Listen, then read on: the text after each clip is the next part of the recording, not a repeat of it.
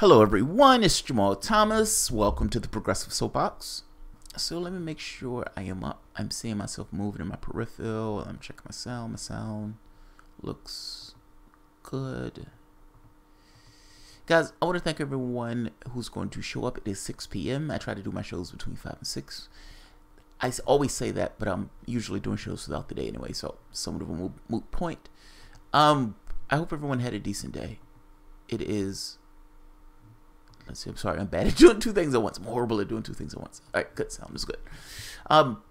Look, guys, if you enjoy the content, please hit the like button, hit the subscribe button, and also hit the little bell to make sure that you get my shows. Like I said, I do my shows all the time, so it can be 3 in the morning, and I'm popping up doing a show because I couldn't sleep. This show is going to be relatively quick because I have another show coming up with someone who's a VA, I'm calling him a VA whistleblower. At some of the stuff that takes on in the VA, despite the military having like $1 trillion a year, the conditions of the VA are abysmal. They're abysmal. But that to the side for the moment, there's not really much to say about this, if I'm being honest. So I'm not going to say much about it, in which case this video is going to be relatively short. Just want to point a finger at something. Sadness. Utter and profound sadness. Like a consciousness in the void alone sadness. Like humanity extinguishing itself in a nuclear blast sadness. Whatever you think of sadness is, this is incomprehensibly worse. If you're thinking of the dog that's waiting on his owner, and that you know that owner is never coming home, and yet he waits there on the corner every day for the rest of his life. Oh, epic sadness. Epic sadness. I can top you on this. If this was a contest, I can top you. I can beat you. I guarantee you I have the thing that bests everyone that's in the house.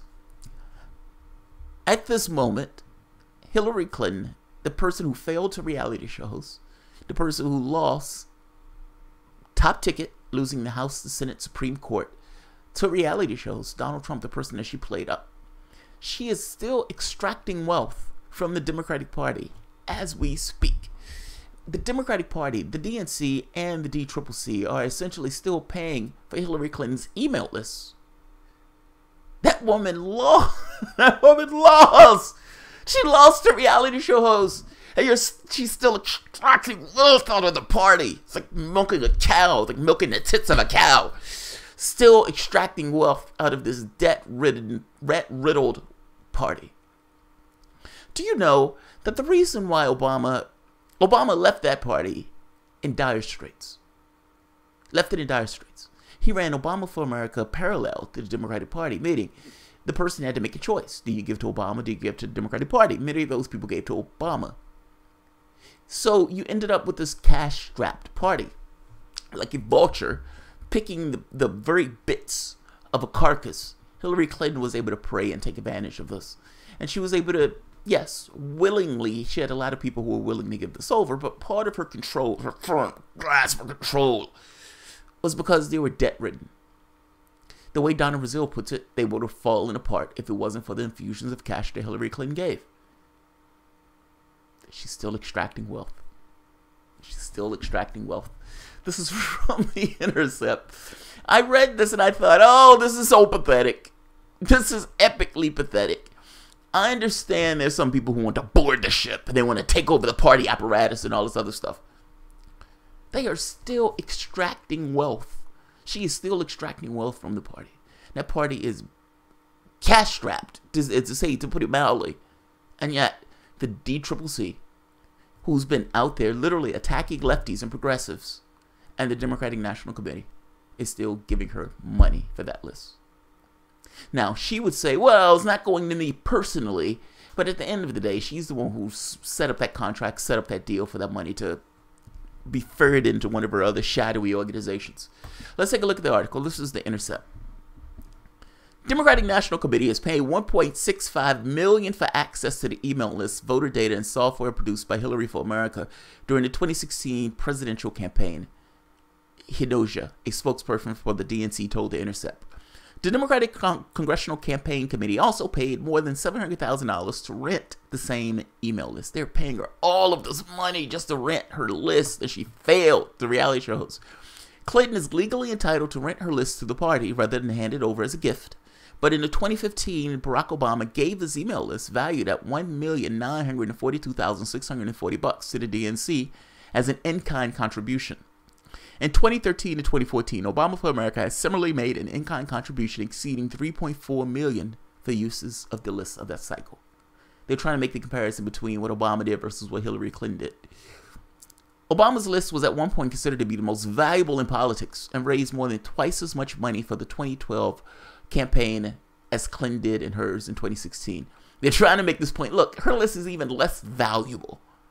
She's still putting a knife in and putting a spigot in the DNC in order to extract whatever she can get out of the party, just maximizing her profit.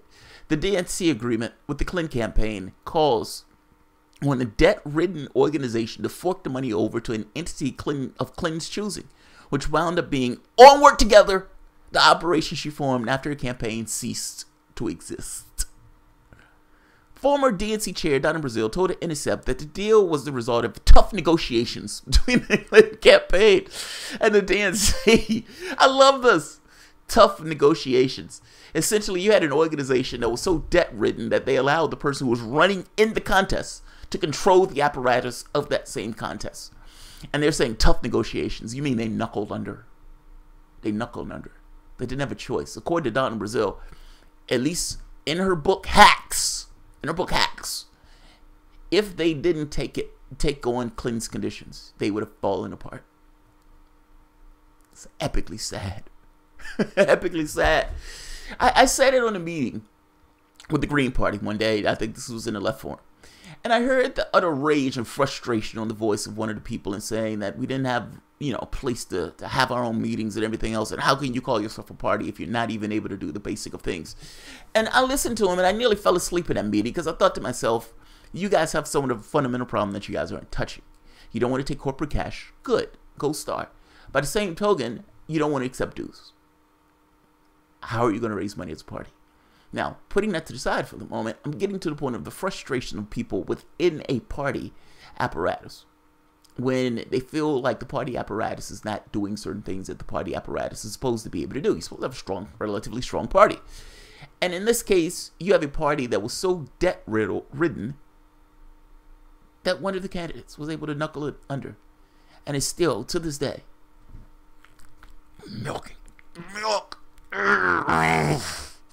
still milking the party for all it's worth. Sad. Just sad. I'm not even going to ridicule. I'm just going to say sad. So sad.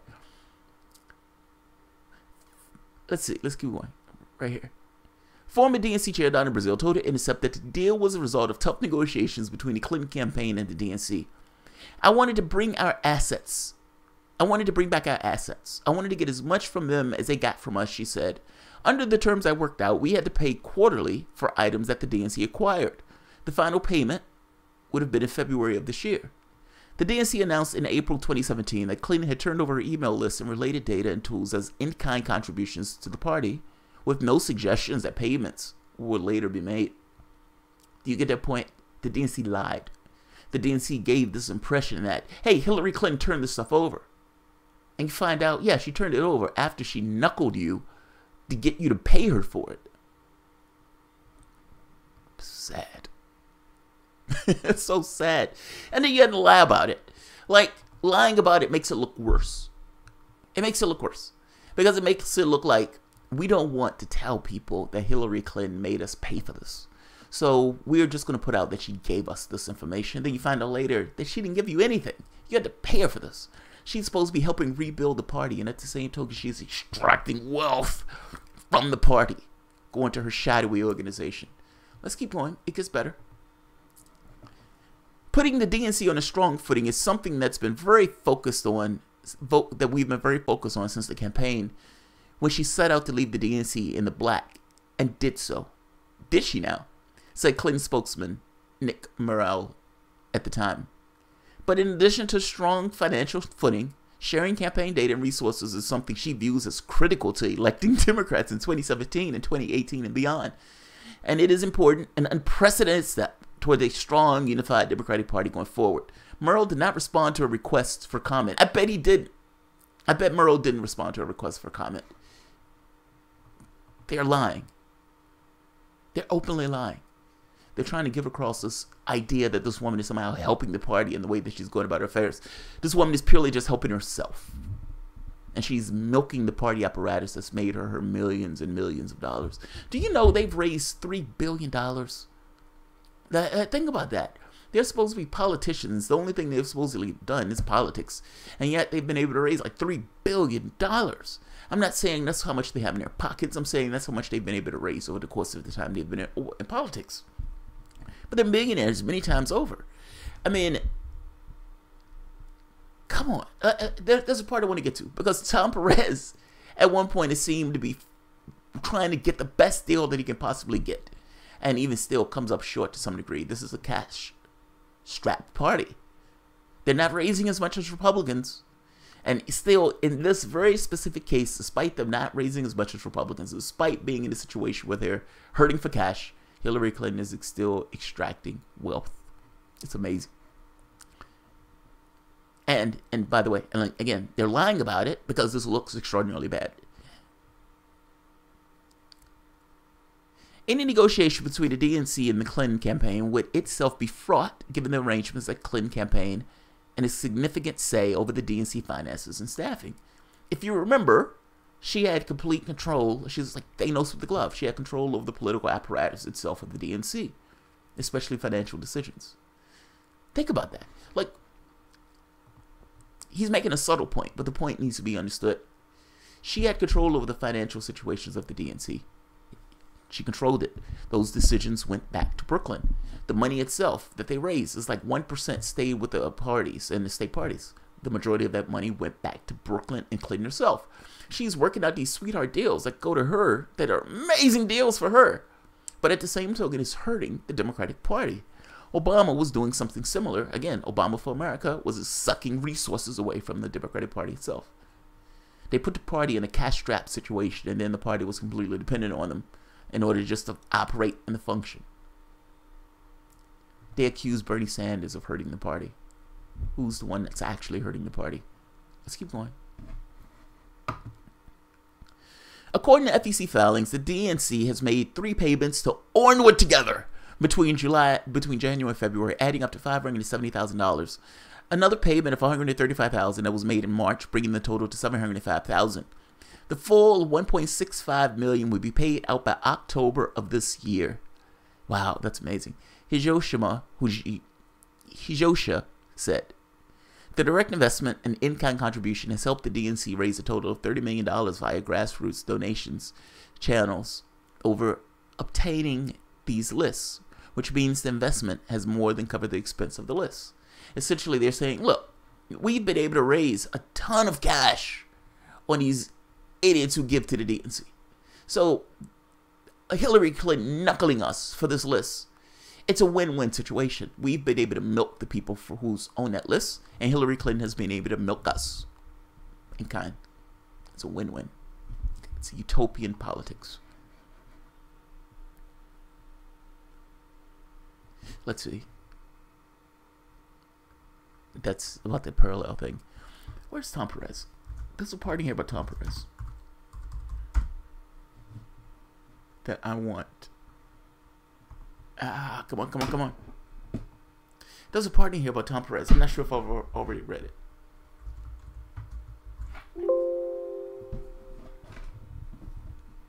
Alright, so right here.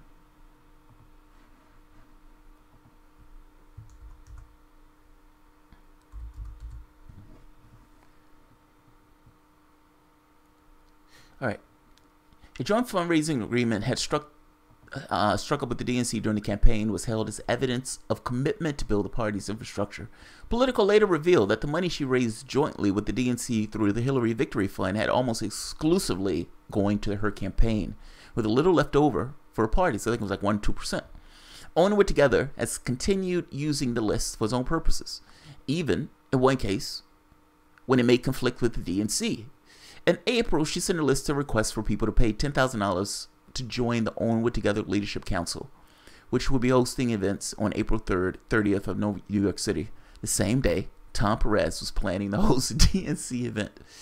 Wow. Understand what they're saying. the DNC, at the exact same time when Hillary Clinton is selling the list to the DNC, she is still continuing to use that list.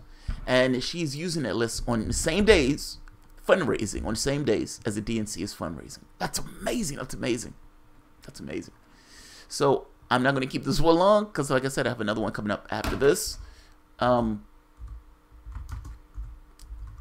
don't necessarily think anyone else is mind blown by this, but it is funny that they've allowed this woman to continue to extract wealth from them despite losing everything with her as the top of the ticket.